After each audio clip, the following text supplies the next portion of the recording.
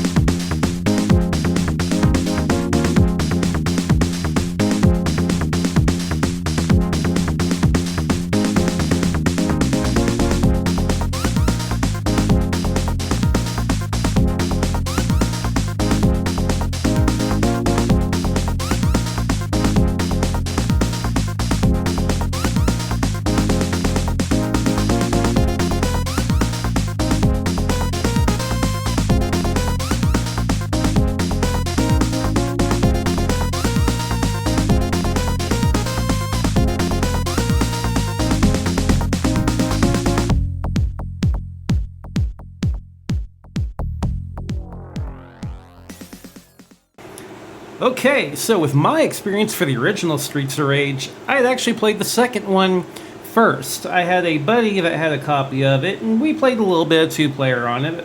We had a lot of games I hadn't played, so we maybe only got about 20-30 minutes in there. Fun fighting game, I thought. But that was my only experience with Streets of Rage 2 for a really long time.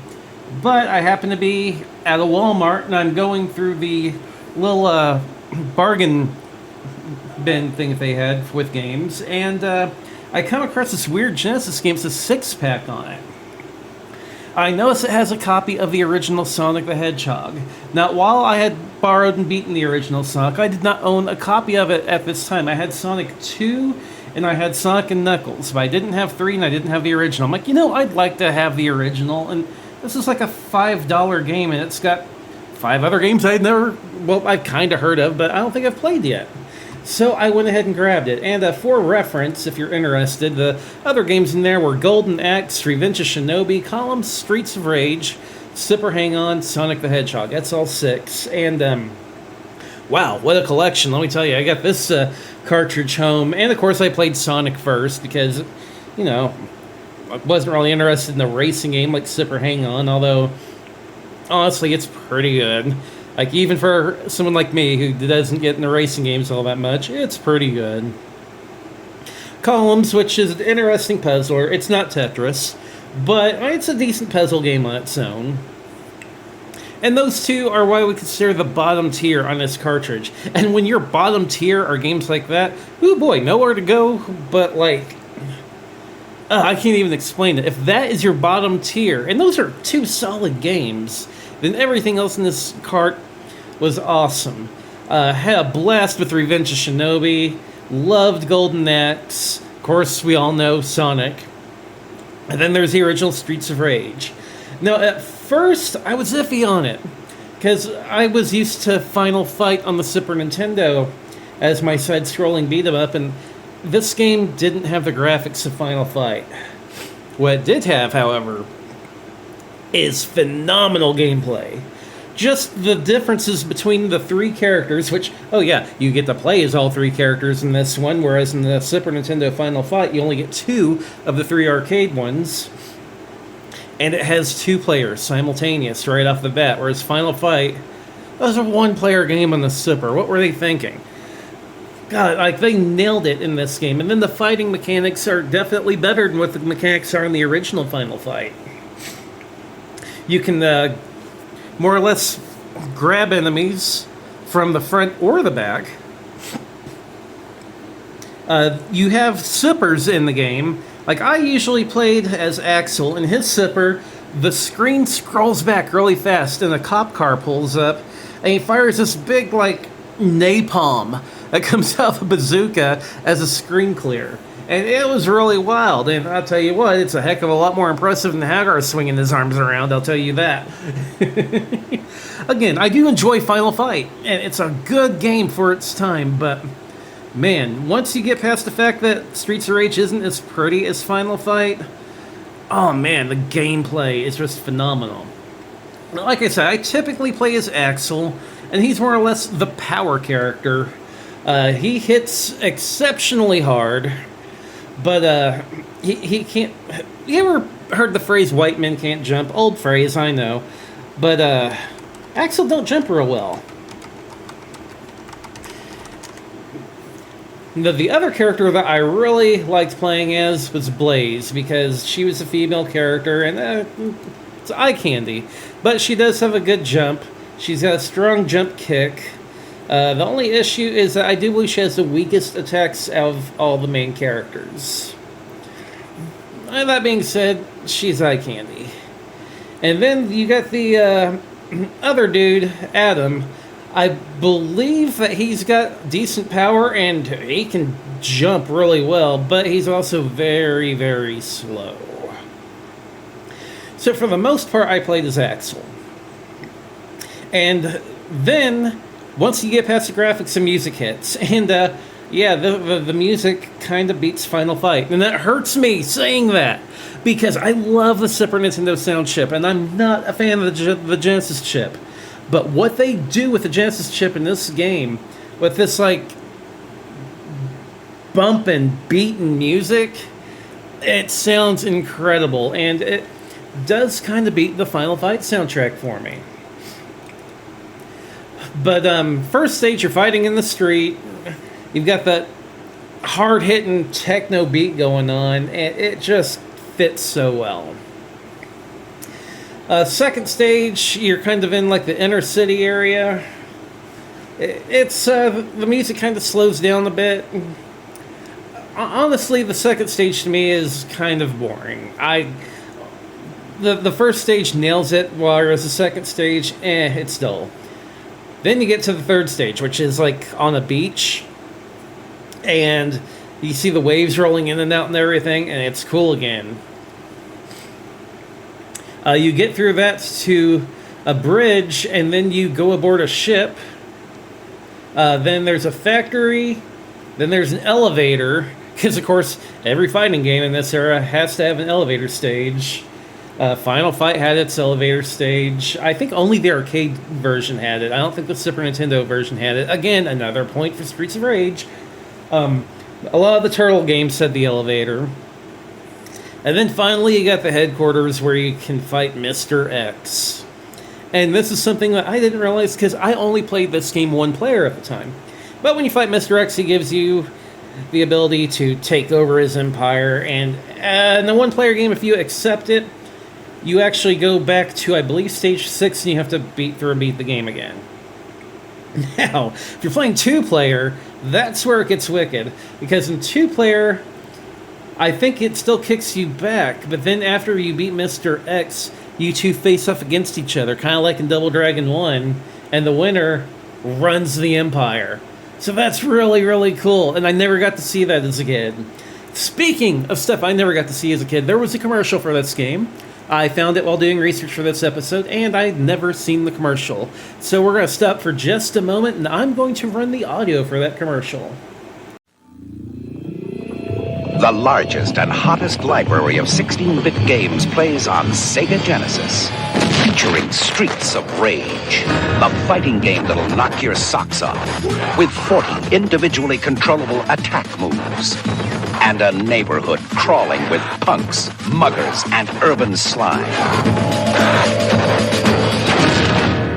Streets of Rage, only on the 16-bit Genesis system from Sega. So it's a really cool commercial that in the early days of the Genesis, it would probably make me kind of want to get a Sega at the time. And of course, I did choose the Sega as my first system over the Super Nintendo, but I believe I've already told that story. I ended up losing the Sega, got a Super, and then got a Sega again. But then this 6-pack cartridge was just crammed full of awesome games. And what a value, you know? $5 and you're getting 6 of the best early Sega Genesis games, including Streets of Rage, which, again, it's a phenomenal game. I love the little Double Dragon twist at the end where you become the, big bad guy. You have that ability, and you didn't really have that, if I remember right, in Final Fight. You just had the one generic ending. So, honestly, this game does so much more that Final Fight didn't do. I love Final Fight. It is incredibly fun, and the graphics are eye-poppingly good. Like, for its time, it's a beautiful game. But it was so cut down on the Super Nintendo.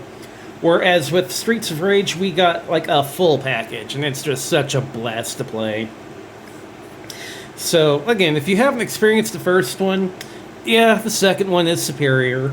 But, man, the first one's a blast. You gotta go check it out if you haven't yet, just to experience it.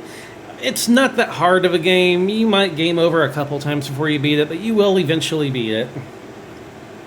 And just for the soundtrack alone, let alone the gameplay, because the gameplay is phenomenal, but the soundtrack, again, it's a bumpin' soundtrack. I absolutely adore it. So that is more or less my main memories of this game. I didn't really emulate it a whole lot. It wasn't a one and done for me. I just played it so much in that Genesis 6-pack that later on when I went to emulate, it's like, I go through the first stage and I get to the second stage, which feels like a slog, but your reward is all the cool stages after that. I probably did emulate it a few times. Of course, I played it again for this show. And of course, I did end up repurchasing it on multiple times. On Steam, on all the Sega Genesis collections. Usually it's one of the games that comes on it. So you probably have it in your collection right now. If you ever bought a Sega Genesis collection, you probably already have it. I believe it was on the Genesis Mini whenever it came out as well. So, if you haven't done it yet, what's stopping you? Go check it out. It's a great game. We're going to play one more music track from this game before we finally roll our outro.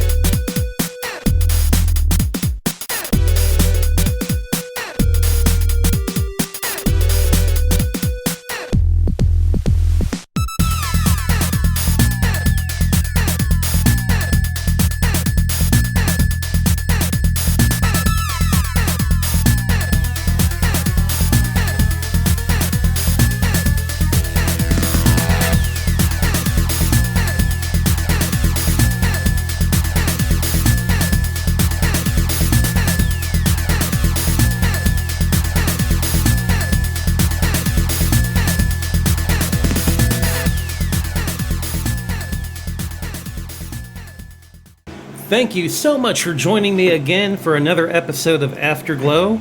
If you check the show notes, we're doing something different now. Instead of a bunch of links, we're going to have a link tree that consolidates all of my personal links down to one link for you to go check out. It'll have links to the Discord, to the Patreon, to a new merch shop if you want to grab some merch to support us.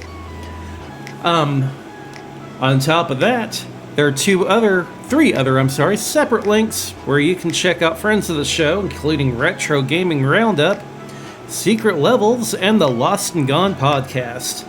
And now for a special announcement, next week's gonna be a special podcast. That's right, we've got Keith from the Main Quest podcast coming on. I'm not going to tell you what game it is yet, but I will tell you that the reels have stopped on all 7s. So be sure to check out episode 77 of Afterglow coming at the end of this week. Thanks for listening.